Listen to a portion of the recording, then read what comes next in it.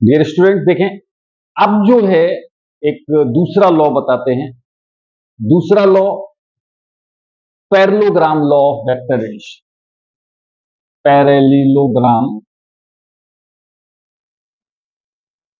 Law of vector addition.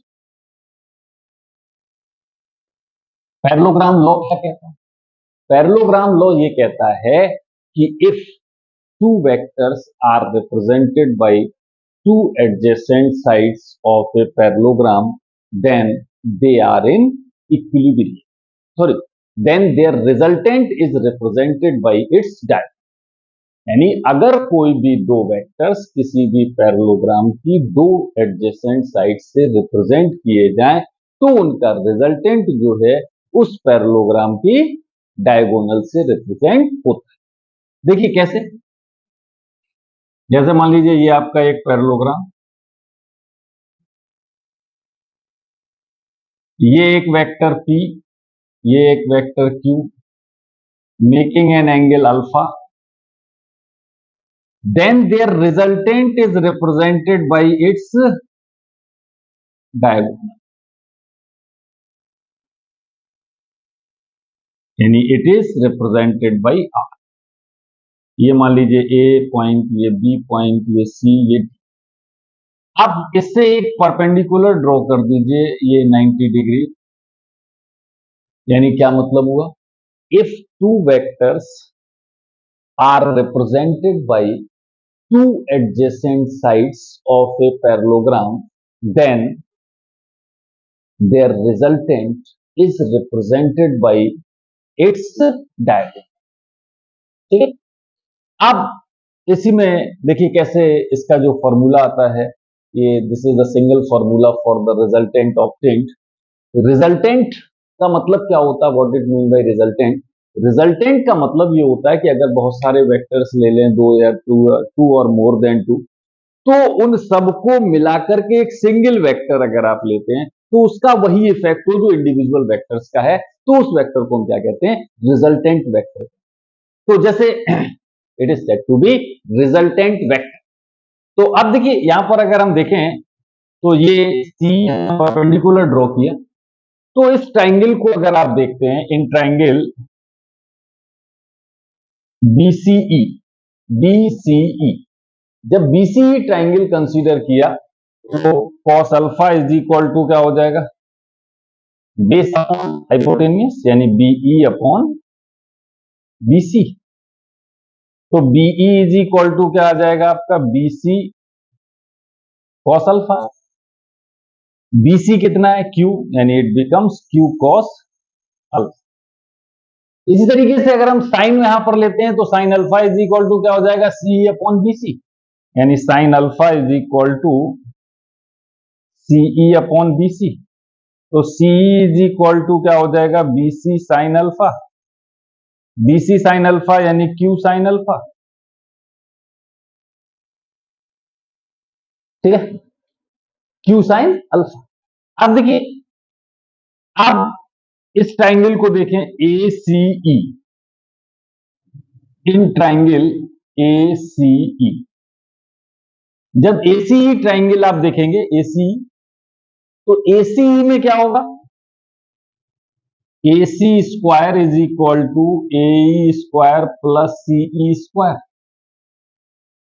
A C square is equal to A square plus CE square. ठीक है, अब AC कितना है? AC AC, ए की जगह आप क्या लिख सकते हैं? ए बी प्लस बीई, यानी A B plus BE square plus CE square. A B plus B, A B कितना है? पी, बी कितना है? Q cos alpha. सब्स्टिट्यूट कर दीजिए यहां पर, तो ए सी क्या हो गया? R, R square is equal to p plus Q cos alpha whole square plus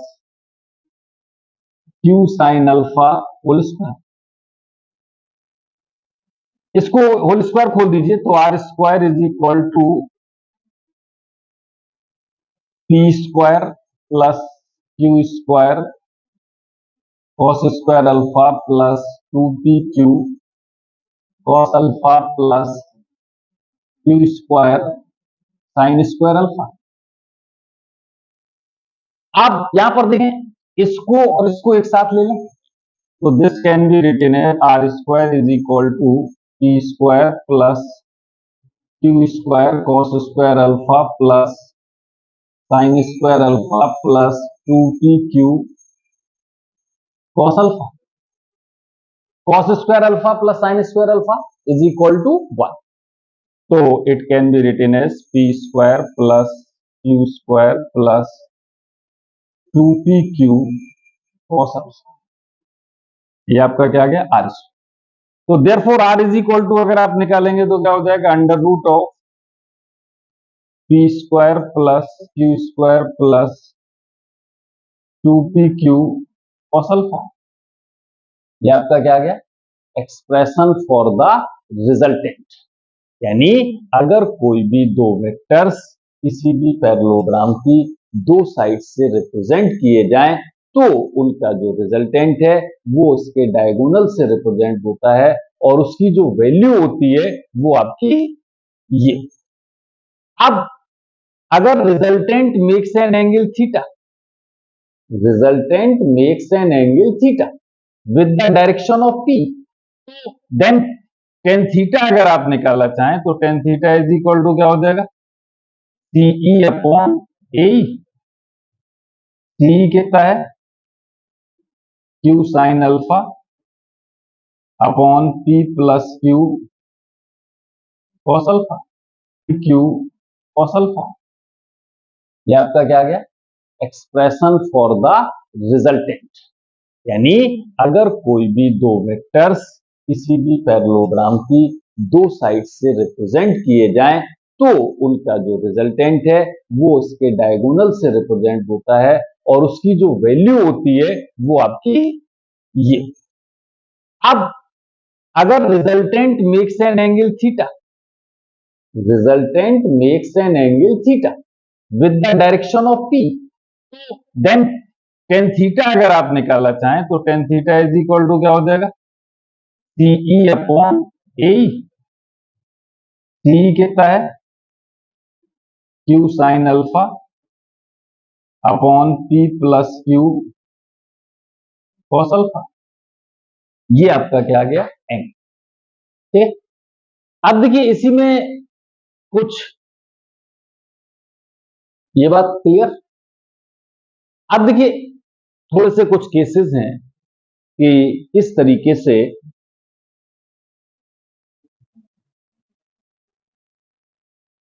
जैसे अगर ये कहा जाए कि दोनों वेक्टर्स सेम डायरेक्शन या दोनों वेक्टर्स पैरेलल, यानी इसका मतलब क्या हुआ, ये केस फर्स्ट में आता है, if two vectors are parallel और are in same direction.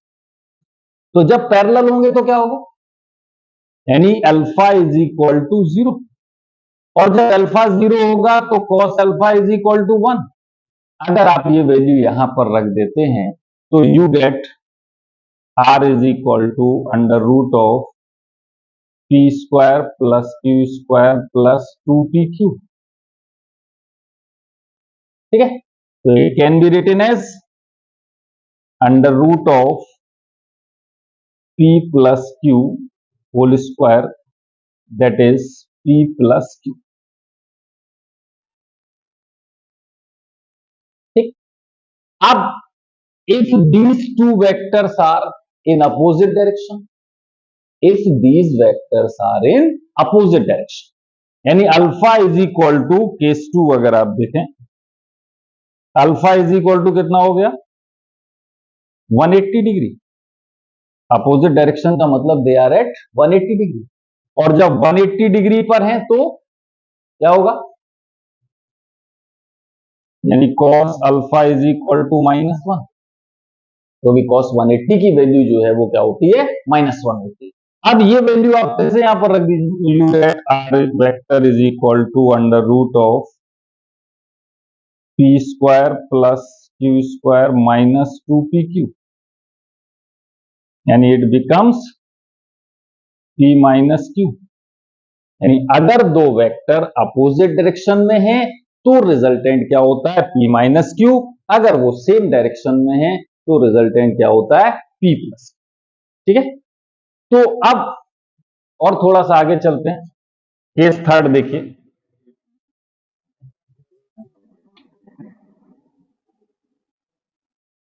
Case third क्या कहता है?